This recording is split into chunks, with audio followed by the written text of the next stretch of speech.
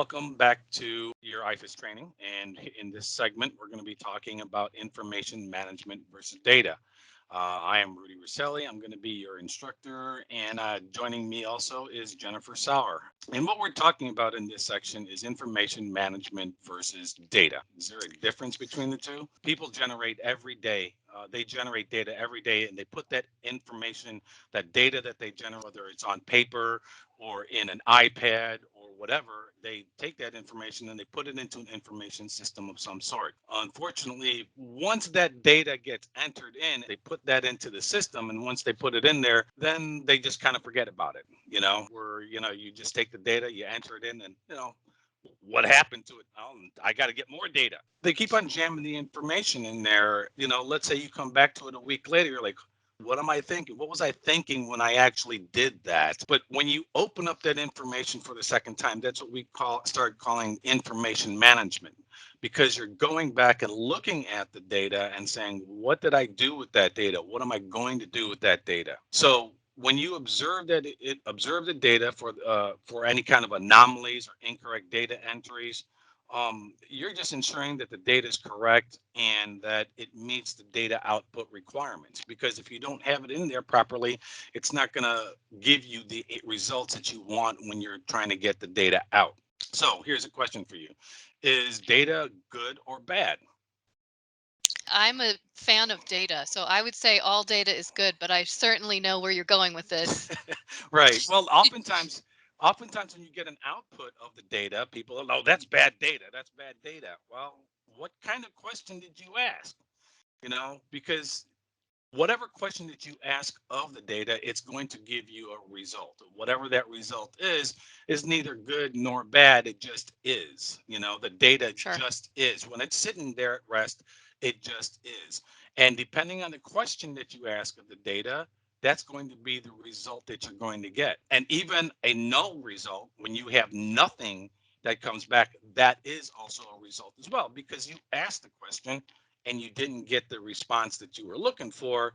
And why is that? Let's say that you are collecting data and you want your result to give you the result for a green widget. Now, when we start collecting our data, we're collecting blue widget data, blue widget data, blue widget data, and we enter that data into the information system. We ask a query of the data and we say, give me the green widget data. Well, nothing comes back. You got a null result. And you start looking at it and like, how come I'm supposed to get the green widget data, but you were collecting blue widget data? So maybe you need to also collect yellow widget data. Now, if we get blue widget data plus yellow widget data, now we've got green widget data. So, and then at that point, you have to decide, okay, do we go back in time to collect more yellow widget data, or do we just move forward with that from that point forward and say, okay, from this point forward, we have both the yellow and the blue widget data. So now that gives us the green. So it's a choice. So when we look at this flow chart that we have here, and this is a flowchart for compliance agreement or survey detection process. It's simple. It's simplified. It's not all that complex. Keep in mind, all processes start with the collection of data. Now, when we collect that data enters into the data stream, whether it's into a data application or into a filing system, into a binder. All of that is part of the data stream. Jennifer, do you think that data streams are all electronic? Certainly not. Lots of Yeah. lots of notes and side notes and lists and things on pens and paper and all Yeah, of that. Sure. exactly. And sometimes we've got to come back to those actual written notes because we forget that blue plus yellow equals green. So that's all part of that data stream. Sometimes you've got to go to a filing cabinet to get an additional piece of information, or go to a book, or go to another folder to get the information. That's using that data stream. Now, once we've collected all that data and we've entered it into that data stream, people start asking questions of the data. And as we move right on that flowchart, you can see there that we are asking questions of the system, and it goes into that data stream and then pulls out that data, and we have a result, which could be a report of some sort. Every single time you query the data from the data stream, you're going to get a result of some sort. And sometimes the answer is what you're looking for, and sometimes it's not. So you have to take a look at the information and say, okay, Does it meet my needs? And if it doesn't meet my needs, then what do we do with it? You know, so you have to you start asking those questions, and that's what we call information management. Okay, and we have to know the reason why we're collecting the data, because if we don't know the reason why we're collecting the data, then what are we collecting the data for? What compliance agreements have expired, for this year? Do I need to create a new one? Has anybody had an inspection where they failed? Okay, so these are things that you may want to be looking at, and that's part of information management.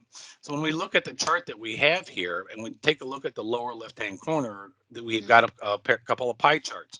Now, the big pie chart could be an indication of how many programs are running in an office. So when we slice off that one little piece of the pie, that can create another pie chart, and you can see there that it's split into two parts. And the bigger part, that's the work that Jen does, because she does so much work. And the little smaller part is the part that I do.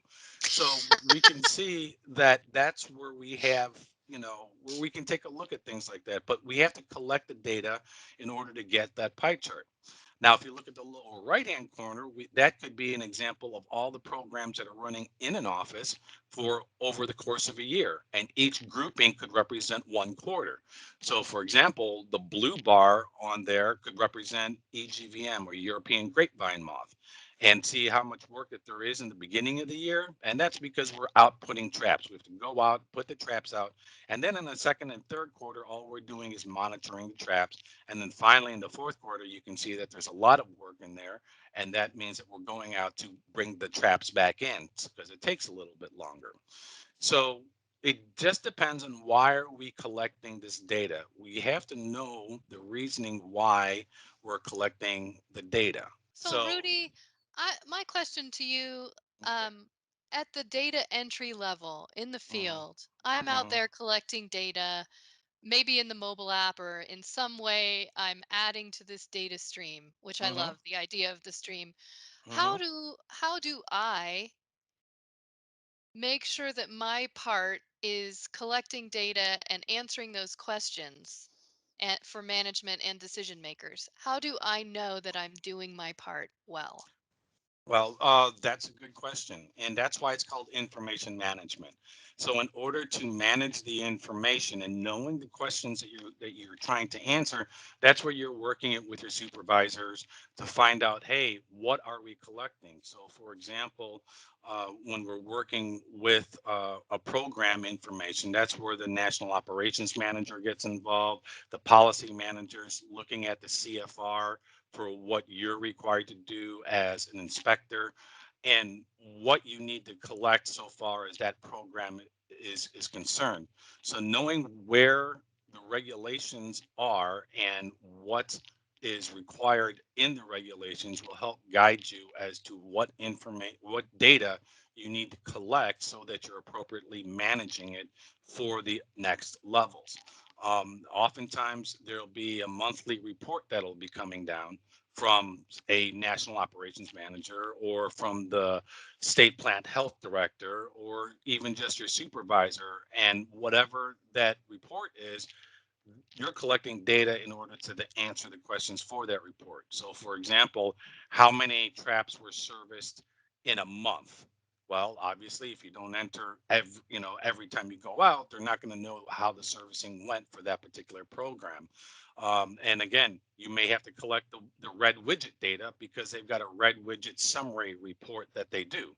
Well, you can't surmise the red widget data without collecting it. You'll know how well you're doing based off of the questions that you or other people may be asking of the data, and ensuring that you've collected that data and entered it into the system, whichever system it may be. Knowing what you need to collect so far as regulations are concerned, or just monthly reporting that comes up every month that that somebody's reviewing, is what you need to make sure that you collect.